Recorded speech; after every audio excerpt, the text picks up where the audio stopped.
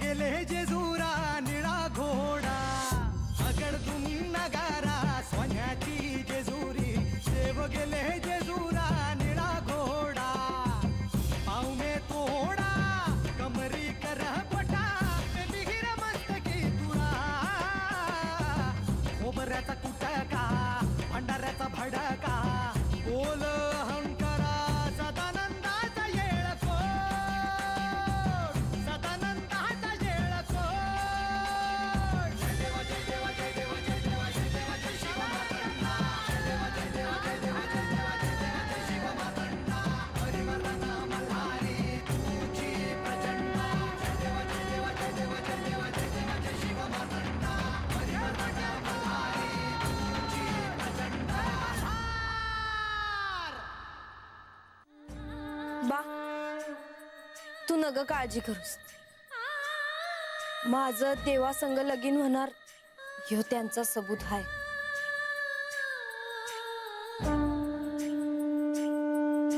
आणि तसंच होणार ह्यो माझा विश्वास आहे हे बाबा तू सुखाने नांदावी हेच मागणं माझं आहे हा. पण मला इतकंच वाटतं की या समध्यात त्यांच्या बायकोची समद ठावं असलं म्हणजे झालं ना. नाहीतर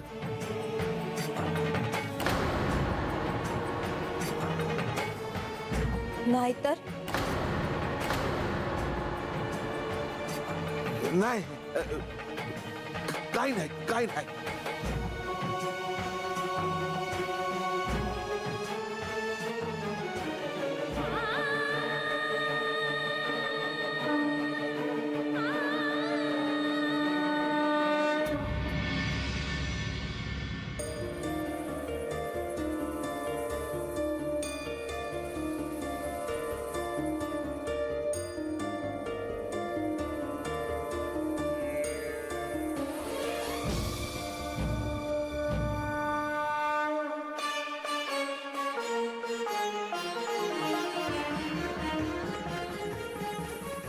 म्हातार बाबा म्हातार बाबा थांबकी किती गाय म्हणायची म्हातार बाबा म्हातार बाबा हाय का गाड्या किसच्या कशा पै हाक मारतोस ते तर सांग अगोदर. अरे ते हायच कुठं म्हातार बाबा दिसभर कुठं वस्तीहून आहे बानूच्या घरला नाही कुठं कुठं शोधलं म्या तुला रम्या काय चाकर माणूस आहे बाबा. उगा हातात बसाया येळ नाही माझ्याकडं. बानूबाईंची मेंढर घेऊन रानात गेलो होतो चरया. कार मला कशा पै हुडकत होता सर. ते काल म्हणला काहीतरी प्रेत गाडणार आहे कोणचं संकट येणार आहे काय रातभर डोळ्याला डोळा नाही माझ्या. मग विचार करून करून टकोर फुटायची वेळ आली. अरे पर कसला विचार करत होतास. ते कोणावर संकट येणार आहे कुणावर. हा मला तर वाटतं तुझ्यावर ते संकट येणार आहे. अरे आता काय करावं. तेव्हा तुला जे बी काय करायचं ना ते लवकर उकळून टाक बाबा. यार बाबा तुझ्याकडे लई वेळ नाहीये रंगा. हे बाबा असं काय म्हणू नकोय मला मारायचं नाही. आता काय करू मी तुझ्या पाया पडतो रे. हे बाबा काहीतरी कर पर मला वाचीव रे बाबा. माझ्या आई बाप बी काय कर ना तू तरी काहीतरी कर मी पाया पडतो तुझ्या. अरे म्या काय करणार. एक सांगतो हे संकट निसता तुझ्यावरच नाही समध्यांवर येणार आहे. समध्या वस्तीवर येणार आहे. समध्या जगावर येणार आहे. माझं मन मला सांगतंय आणि येळीच जर काय केलं नाही समध्यांचा जीव बी जायचा.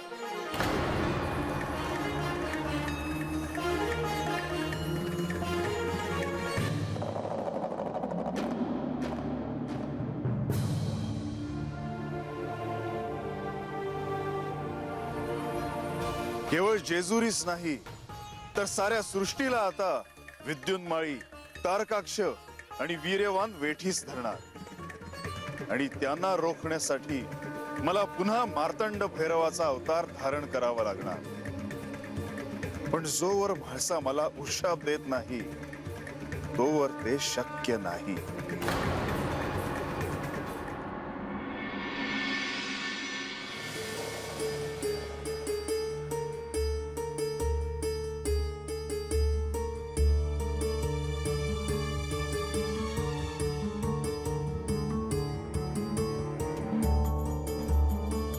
अक्का, तुम्ही सांगितल्याप्रमाणे इथल्या सर्व गोष्टी तुम्हाला कळवत आहे. म्हाळसा चंदनपुरीला श्री खंडेरायांना भेटण्यासाठी जायचे म्हणत आहे. तिला सहजासहजी जाता येईल असे वाटत नाही. महाशिवरात्रीला जेजुरी गडावर मोठा चमत्कार झाला. म्हाळसा सोडून सगळ्यांना महादेवांनी दर्शन दिले. म्हाळसाची मनस्थिती खूप अस्थिर आहे. मला तर तिची खूप काळजी वाटते.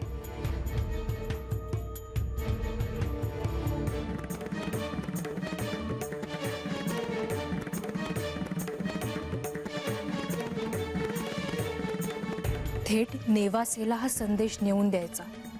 कोणालाही कळता कामा नये. थांब, असू दे तुझ्या सगळं.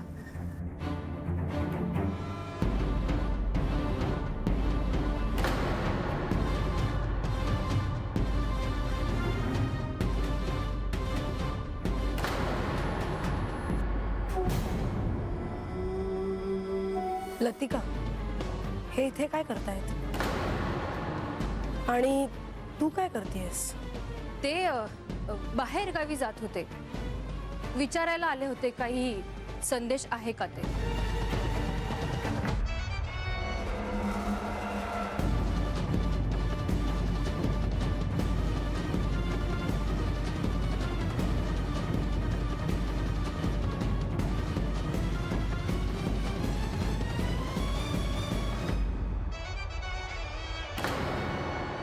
लतिका, तू माझ्यापासून काही लपवत नाहीयेस ना?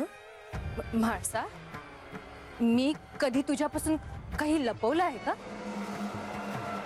तू प्रधानजींकडे गेली होतीस ना? तुला कसं ठाऊक? मी पाहिलं तुला जाताना. बरं लक्ष असतं तुझं माझ्याकडे. म्हाळसा, मी तुझ्यापासून कधी काही लपवले आहे का? मला काळजी वाटते अगं तुझी. तुझं हित कशात आहे हे माझ्यापेक्षा दुसरं कोणाला कळणार सांग मला. बरं राहू दे. मला सांग, काय म्हणाले प्रधानजी? मी प्रधानजींना सांगितलं की मला यांना भेटायला चंदनपुरीला जायचे आहे. मग मी लगेच सामानाची बांधवान करायला घेते. सगळं आवरते. दूरचा प्रवास आहे ना. लतिका, लगेच बांधवान करायला घेऊ नकोस. का नाही म्हणाले का ते? नाही, तसं नाही, पण बिन काही नाही. तुझा निर्णय अगदी योग्य आहे. म्हाळसा, देवांना भेटून तुला आनंद तर होईलच आणि तुला तुझ्या प्रश्नांची उत्तरं देखील मिळतील. आणि कोणी सांगावे, देव तुझ्यासोबत जेजुरीलाही येतील. तुलाही असंच वाटतंय ना? माझं मनही मला असंच सांगतंय की मी चंदनपुरीला जाऊ.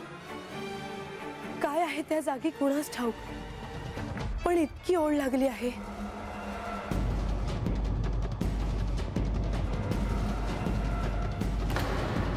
तुला लाख वाटेल ग, पण देवांना सोबत जेजुरीला घेऊन येणे एवढे सोपे नाही.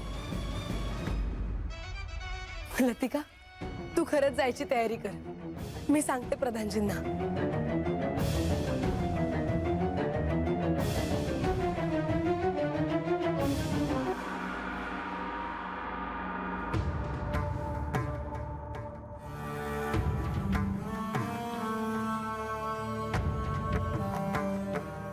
म्हातार बाबा, अय म्हातार बाबा.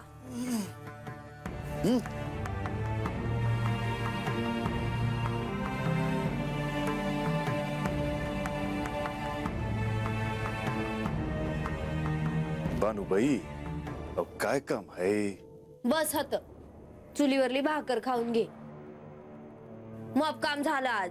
हा, पर अजून 4 पोती आणायची आहे. राहू दे ते. बस बरं हात.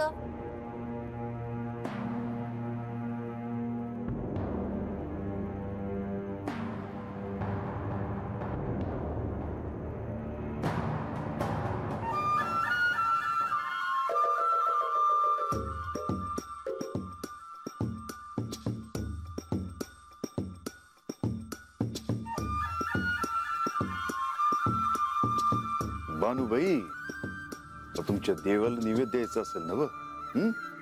हे काय झाला बी निवद.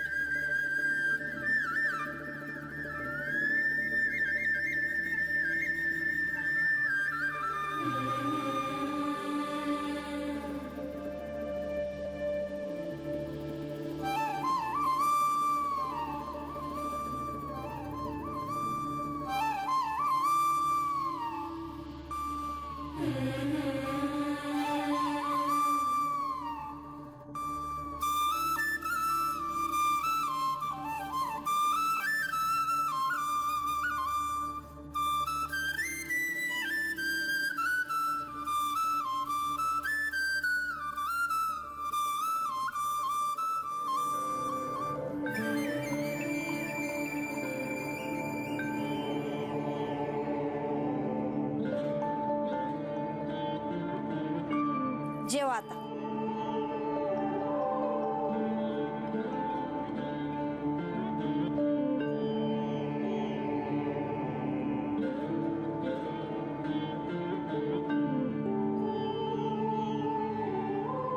बानू, तू नैवेद्य दिलास, पोट भरलं माझं. पण तुला आता नाही म्हटलं तर राग येईल, आणि स्त्री रागाला मी घाबरतो. अय, ध्यान कुठं आहे? काय नाही. बानूबाई, तुम्ही कधी जेवणार? तुम्ही बी असं दिसभर राबतायसा. न चाकरानं आधी जेवण बरं नाही दिसत. जेवा आता. लय बडबड करू नगस.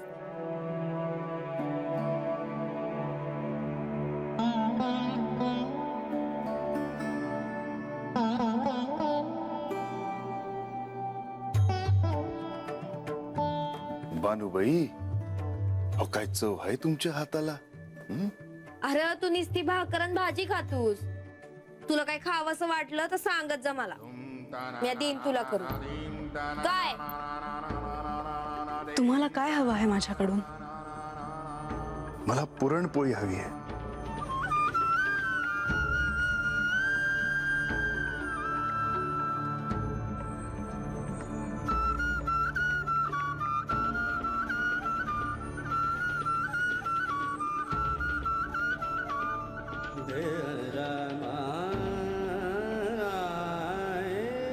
म्हातार बाबा, अरे कसला विचार करतोस एवढा?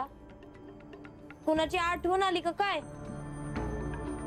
वय, अरे तू सांगितलं नाहीस, तुझ्या घरला कोण कोण असतं रा? लई मोठं घर आहे माझं. लई माणसं बी आहे त्यात. सगळे सोयरे आहेत. माझी बायको बी आहे.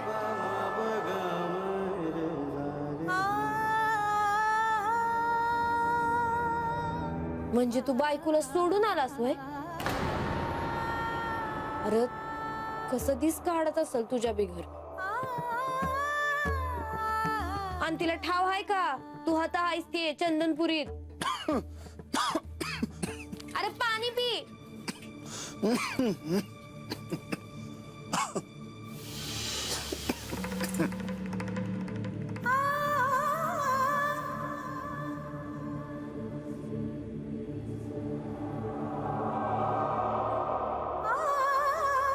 झालं माझं जेवण.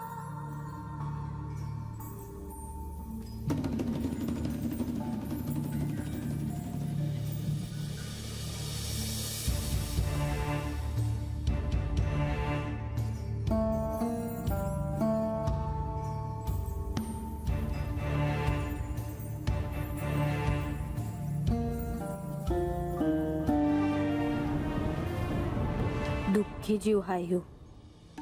कुणावर काय येळ येईल सांगता येत नाही.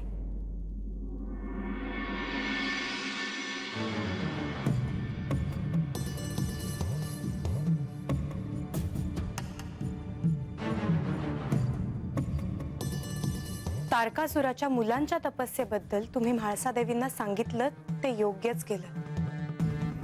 येणाऱ्या संकटाबद्दल त्यांना देखील माहीत असणं हे आवश्यकच आहे. होय, किमान त्या कारणाने तरी त्या जेजुरी सोडून जाणार नाहीत असं मला वाटतं. मला नाही असं वाटत.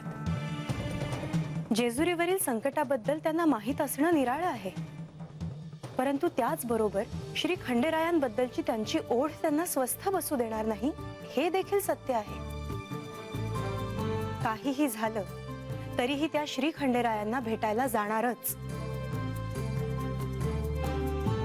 असं असेल तर काहीही करून त्यांना थांबवणं आवश्यक आहे देवी, कारण हा म्हाळसा देवींच्या सुरक्षिततेचा प्रश्न आहे. म्हाळसा देवींचं जेजुरी सोडून चंदनपुरीला जाणं असुरक्षित का असेल? कारण या जेजुरीकडे वाकडी दृष्टी करण्याचा प्रयत्न सहसा कोणताही दैत्य करणार नाही, विशेषतः कुंभक. परंतु जर कुंभकला हे कळलं की म्हाळसा देवी जेजुरी सोडून जात आहेत, तर तो त्यांना कोंडीत पकडण्याचा प्रयत्न नक्कीच करणार. अहंकाराने आणि सूड बुद्धीने तो आंधळा झाला आहे. कुंभकाला कितीही समज दिली तरीही तो त्याची दुष्कृत्य थांबवणार नाही हे आपल्या सर्वांनाच ठाऊक आहे. त्यासाठी आपल्यालाच तत्पर राहावं लागेल. आपल्यालाच ह्या जेजुरीची आणि म्हाळसा देवींची काळजी घ्यावी लागेल, त्यांचं संरक्षण करावं लागेल. अहो, पण मग यावर उपाय काय? म्हाळसा देवींनी जेजुरी सोडून न जाणं हाच एकमेव पर्याय आहे देवी. परंतु त्या नाहीच थांबल्या तर? त्या क्षणी काय करावं ह्याचा विचार नको करूया. परंतु एक गोष्ट मात्र नक्की, म्हाळसा देवींनी असे वागणे श्री खंडेरायांना देखील आवडणार नाही.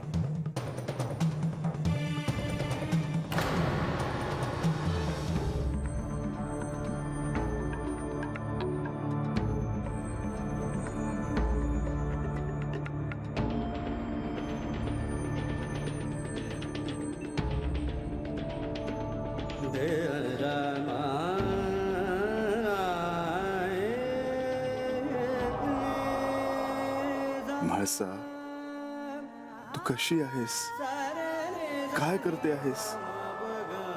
खरंच तू माझ्याशिवाय कशी राहत असशील? अनंत काळापर्यंत तू माझी अर्धांगिनी राहशील. शिवावर जे प्रेम तू केले आहेस ते प्रेम कोणीही करू शकणार नाही याची मला जाणीव आहे. म्हाळसा, इतकं वेड्यासारखं प्रेम करतेस. आता ज्याच्यावर प्रेम करतेस तोच नाही म्हटल्यावर कसं सावरलं असेल स्वतःला?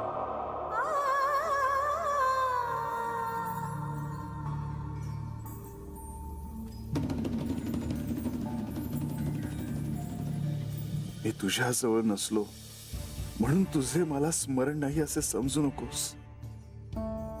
पण म्हाळसा, हा विरह परम नियतीनेच लिहून ठेवला होता. त्याला काय करायचे? मल्हारी अवतारात पहिल्यांदा तुझ्याशी माझा विवाह होईल. विवाहानंतर तू दिलेल्या वचनाप्रमाणे जयाद्री माझी अर्धभार्या होईल. हे तुला सहन नाही होणार. माझा संसार मोडता आहात तुम्ही. विध्वंस करून टाकेल मी सगळ्याचा.